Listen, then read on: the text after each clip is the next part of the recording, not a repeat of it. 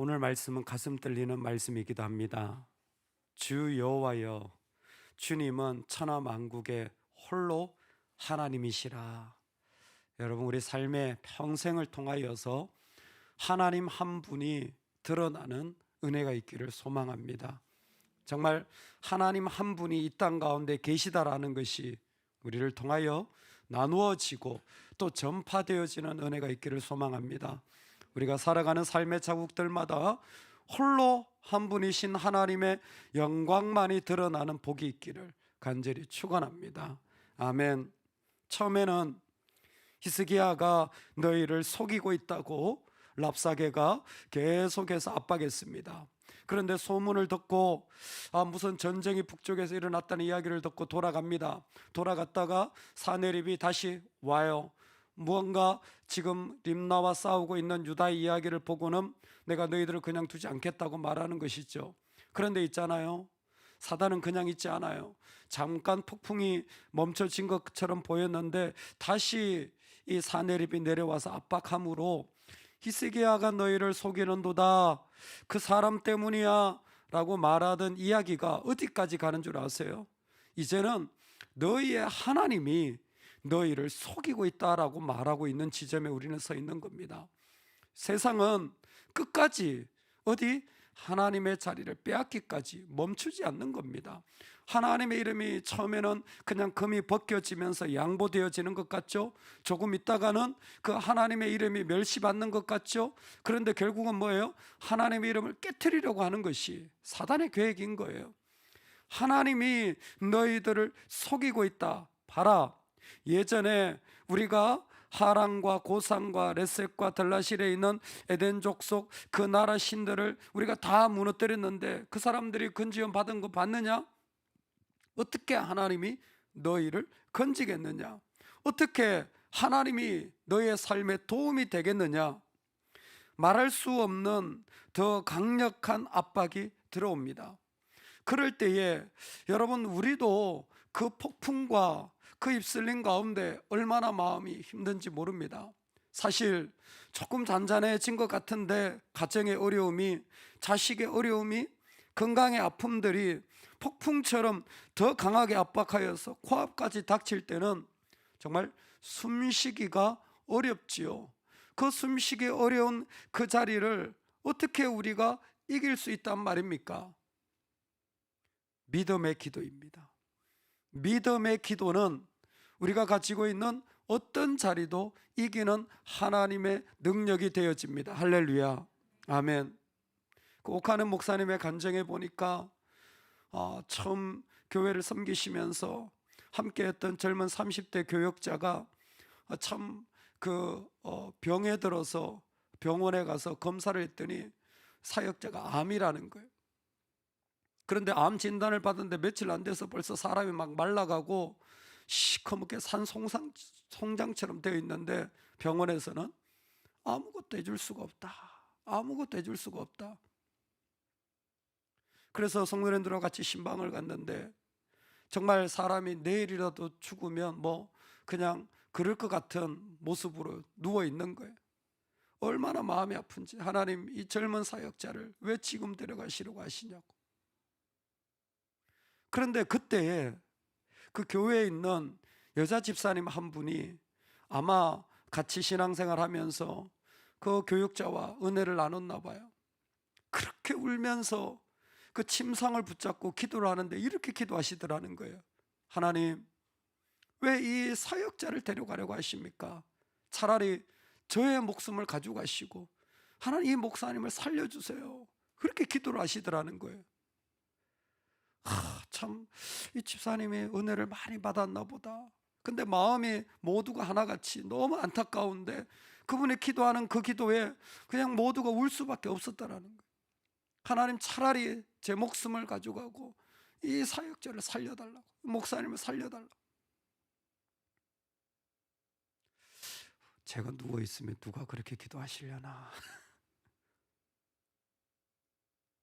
그런데 하나님이 기적 같은 은혜로 살려주셨다는 거예요. 병원에서도 신기하게 여기고, 그리고 15년 동안 그 교회를 신실하게 섬기며 참 귀하게 사역을 했다는 거예요. 참 놀랍죠? 여러분, 믿음의 기도가 있기를 소망합니다. 믿음의 기도가 우리가 가장 급한 순간에 우리 가운데 세워지기를 소망합니다. 아멘. 그럼 믿음의 기도는 뭔가요? 믿음의 기도는 주실 줄 믿습니다 하는 기도가 믿음의 기도가 아니라는 거예요. 믿음의 기도는 내가 더 나아지는 것이 믿음의 기도가 아니라는 겁니다. 믿음의 기도는 하나님께 초점 맞춘 기도라는 거예요. 믿음의 기도라는 것은 내가 너무나 힘든 가운데 있는데, 내가 너무 어려운 가운데 있는데라도 그 사람은 뭐예요? 하나님께 초점이 맞춰진 거예요. 내가 나아지고 내가 더 잘되고 내가 더 번성하는 것이, 그래서 믿음의 기도가 아니라 믿음의 기도는 하나님께 초점이 맞춰져서 하나님이 드러나는 기도, 하나님이 알려지는 기도, 하나님이 보여지는 기도가 믿음의 기도라는 것입니다. 이 안에 저와 여러분의 삶에 믿음의 기도가 가득하기를 주의 이름으로 축원합니다. 히스기야가 그 사자의 손에서 편지를 받아보고 여호와의 성전에 올라가서 편지를 요 앞에 펴놓고 그 앞에서 히스기야가 기도하여 이르되 그릇들 위에 계신 이스라엘의 하나님 여호와여, 주는 천하 만국의 홀로 하나님이시라. 주께서 천지를 만드셨나이다. 아멘. 홀로 하나님이시라는 걸, 이 고백을 여기에서 하는 이유는 뭘까요? 하나님은 한 분이시다, 맞지요? 그런데 뭐예요? 세상 어떤 것도 비교할 수 없는 하나님의 자리가 히스기야에게 있었던 거예요. 어떤 위기와 어떤 어려움이 오더라도 그것과는 견질 수 없는 하나님의 분명한 자리가 있었던 거예요. 하나님은 분명히 그 가운데서 내 어떤 고통 중에라도 우뚝 높이 서 계신 홀로 하나님이신 거예요. 그 하나님이 내 삶 가운데 계신 것이 어떤 의미가 있냐면, 그 하나님이 천지를 주관하시고 지으셨기 때문이에요. 천지의 모든 것들이 하나님의 다스림 안에 있는 거예요. 천지의 모든 것들이 하나님 안에 있는 거예요. 그러니 내 삶의 계획도 염려할 것이 없습니다. 이스라엘의 하나님이었어요. 그리고 천하만국의 홀로 하나님이었습니다. 그리고 동시에 전 세계를 통치하시는 분으로 고백하기 시작합니다. 그러니 내 삶에 지금 있는 영역은 뭐예요? 그 중에 작은, 그 중에 점 같은, 아니 보이지도 않는 하나님의 통치 아래 있음을 그는 믿음으로 선포하는 것입니다. 가장 중요한 것은 홀로 한 분이신 하나님이, 비교할 수 없는 그 하나님이 지금도 모든 세계를 다스리고 계시다는 거예요. 여러분, 이 말이 왜 울림이 이렇게 강합니까? 그가 닥친 위기 때문입니다. 그는 지금 어떤 때보다 그의 땅을 전부 다 잃어버렸어요. 그의 땅의 왕의 자리를 다 잃어버렸습니다. 그럼에도 불구하고 그는 홀로 한 분이신 하나님의 자리를 우뚝 세우는 거예요. 할렐루야. 내가 수치를 당합니까? 부끄러움을 당합니까? 세상에서 돌팔매질을 당합니까? 그래도 뭐예요? 하나님의 자리가 우뚝 서 있는 거예요.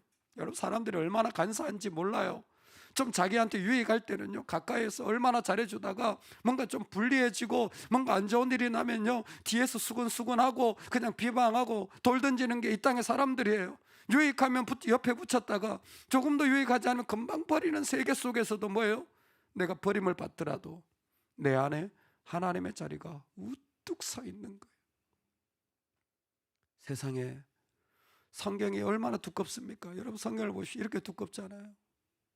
이런 성경에 여호수아서부터 11개까지 천지를 만드신 하나님의 이름, 그 이름이 선포된 건 지금 오늘 본문이 처음이에요. 여러분, 믿겨지세요? 이 두꺼운 성경에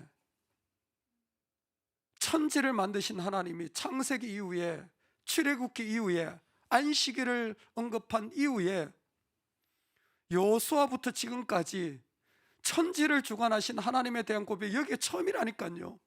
그래서 더 가슴이 떨리는 거예요. 이 위기 가운데 이 하나님을 고백할 뿐만이 아니라 천지를 지으신 하나님에 대한 고백이 이 가장 연약한 순간에 나오는 거예요. 여러분, 하나님이 그들에게 땅을 줬잖아요. 땅을 줬잖아요. 그들에게 왕을 줬잖아요. 왕의 자리를 줬잖아요. 그런데 뭐예요? 하나님의 자리를 잃어버렸던 사람들이었어요. 그 가운데 그들은 다 잃어버렸습니다. 그들이 잃어버린 것은 땅이나 왕의 자리가 아니었어요.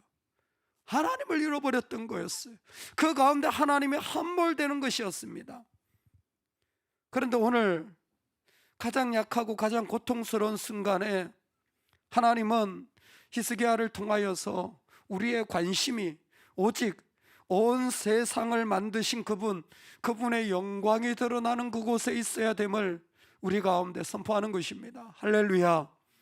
여러분, 우리 자리에서 오늘 세상을 주관하고 계신 분, 이 땅을 만드신 분, 그 속에 홀로 한 분이신 어떤 것과 비교할 수 없는 하나님의 자리가 저와 여러분의 입술을 통하여 이 땅에 선포되어지기를 주의 이름으로 축원합니다.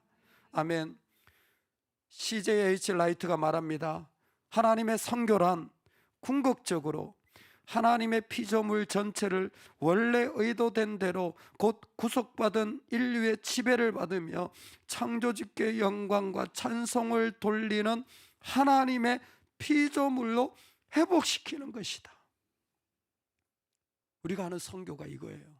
우리가 하는 선교는 하나님의 피조물로, 하나님이 계신 자리로 회복하는 거예요. 여러분, 우리 가정이 다 무너졌어요. 경제가 무너져, 건강이 무너졌어요. 뭐예요? 그 자리에서 이것도 하나님이 다 자리예요. 이 자리도 하나님의 것입니다 라고 선포하는 게 선교라는 거예요. 하나님의 선교는 온 세상의 모든 만물 가운데 하나님의 자리가 우뚝 서서 그 하나님을 선포하는 것이 하나님의 선교라는 거예요. 오늘 우리가 살아가는 삶의 자리에 정말 있어야 되는 것은 무엇입니까? 이 땅이 하나님을 알게 된 것입니다.